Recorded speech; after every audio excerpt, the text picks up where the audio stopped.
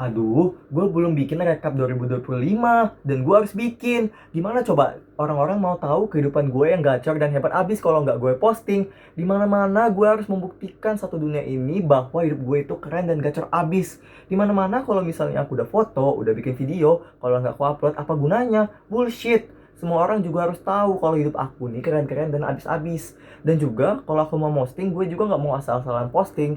Slide pertama, aku harus berisi foto-fotoku yang keren-keren dan ganteng-ganteng abis. Slide kedua itu tentang pertemanan gue yang gacor-gacor dan circle gue yang keren-keren abis.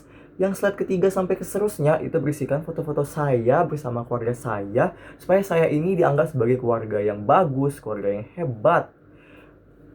Demikianlah contoh-contoh dari kegiatan FOMO dan juga kepo pada media sosial yang sudah menjadi bagian dari hidup kita sebagai generasi Z.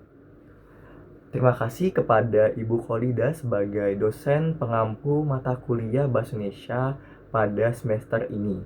Pertama-tama, saya akan mempresentasikan hasil esai saya yang berjudul Perilaku Kepo yang menjadi manifestasi perilaku FOMO pada kalangan generasi Z. Pertama-tama, saya mengucapkan terima kasih banyak kepada Ibu Kholida atas ilmu dan juga kesempatannya yang telah diberikan pada satu semester ini sehingga pada saat ini saya berdiri dan saya dapat mempresentasikan hasil kerja saya mengenai esai yang telah saya buat.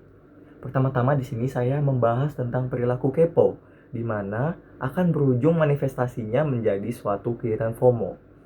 Pertama-tama, di sini saya akan menjelaskan tentang kepo sendiri. Kepo sendiri itu adalah kegiatan atau perilaku manusia di mana dia itu ingin mencari tahu atau keinginannya yang lebih.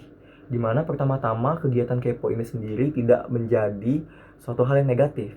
Namun, bisa menjadi suatu hal yang negatif jika dia dilakukan secara terus-menerus. Dan juga kegiatan kepo ini sendiri itu pada dasarnya sebagai salah satu wujud keanekaragaman bahasa pada zaman sekarang ini. Dimana pada generasi Z saat ini itu memiliki pola bahasa yang bisa saya bagi menjadi tiga. Yang pertama itu bersifat informal, di mana tidak mau bertele-tele dan juga tidak mau mengikuti kaidah bahasa yang formal. Lalu yang kedua itu bersifat langsung, dia tuh to the point. Atau misalnya dia tuh ingin lebih kepada merefleksikan bagaimana pola pikirnya dan berujung kepada pembuatan suatu kata. Lalu yang ketiga itu bersifat uh, lebih kekinian, dimana dia tuh nggak mau terpaku pada suatu hal yang telah ada, namun dia ingin lebih dinamis penggunaan bahasanya yang memang menurut dari pemikiran kreatifnya. Nah, pada kesempatan kali ini saya akan menjelaskan suatu kepo yang akan berhubungan dengan FOMO.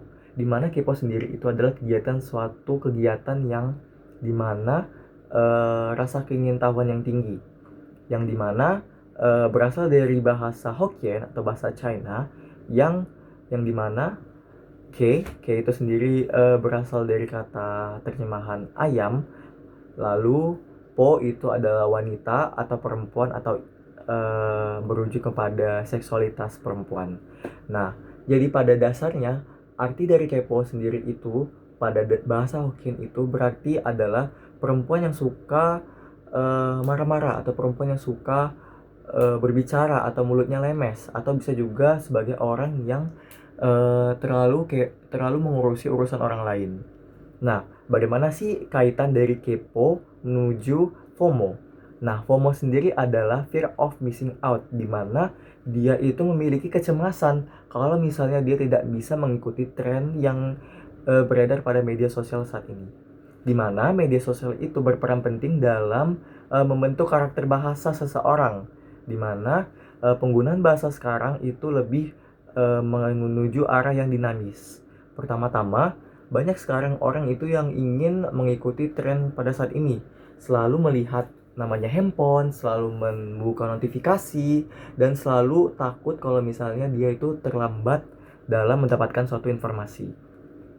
Lalu dia itu bisa menjadi FOMO karena rasa keinginannya itu tidak terpenuhi, Jadi ketika dia itu merasakan kepo yang berlebihan, itu akan membuat kecemasan kepada dirinya sehingga dia menjadi FOMO. Dan dimana FOMO ini akan membuat kegiatan kepo ini menjadi lebih intens. Jadi ini ada hubungannya sebagai timbal balik atau lingkaran setan.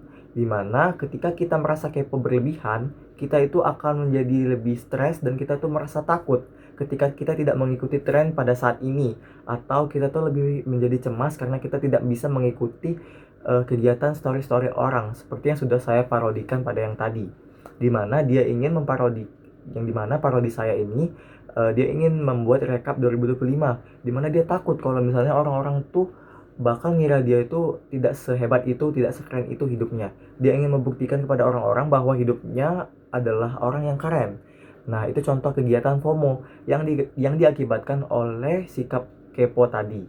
Dimana dalam penggunaan bahasa sendiri, kepo itu biasa disebut sebagai kata-kata yang ditawarkan untuk orang-orang yang sering untuk ingin tahu tentang masalah orang lain. Mungkin bisa dari media sosial dan juga yang lain-lain. Jadi, istilah FOMO tadi itu berasal dari kata kepo. Sedangkan kepo yang lebih intens itu disebabkan oleh FOMO. Baik, seperti itu yang dapat saya jelaskan.